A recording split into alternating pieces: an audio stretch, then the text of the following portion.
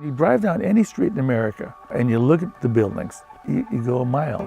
If you see one that's really interesting, it's worth looking at. And most of them are temporary. They're placeholders to some other level of life.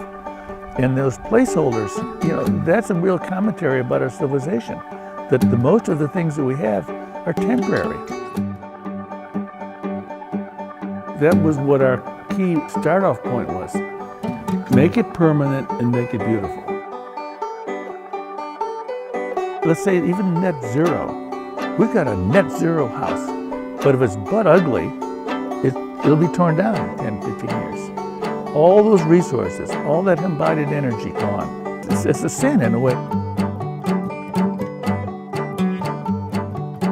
Training the designer to take more responsibility to say, okay, those resources, we're going to freeze them now. And we're going to freeze them to last as long as possible.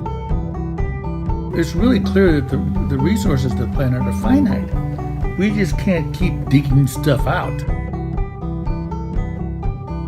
This project, this house, which is nicknamed the Home Run, is intended to be an example of pushing the envelope of sustainability.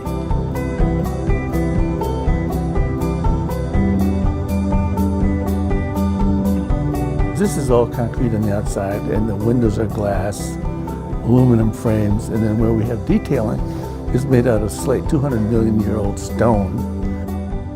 In New England, where we are mostly, as soon as you finish a wooden house, it starts to rot. And you have to paint it and seal it and protect it and change it. This house can maintain itself with no maintenance for 500 years. The outside is basically inert to damage. We have the luxury, because we're doing this through a museum, to challenge ourselves on all the things which everyone expects you to do. 2x4s, sheetrock, asphalt shingles, and make it fast. And not that it's inefficient, but usually it's pretty standard and not particularly attractive. So to buck that and say, well, we're going to start all over. There's no path we're following. We're kind of striking out on our own. What we're finding, however, is concrete is such a flexible material because it's like a Jell-O mold. You make the mold any way you want to make it, and the next day it's a rock.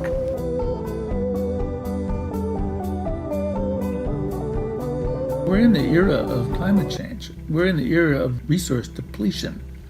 We're in the era of energy scarcity. Well, design build addresses all of those, from permanence to beauty to sustainability. Discussing the invention, the innovation, the artistic framework in which somebody can use the world's resources to make something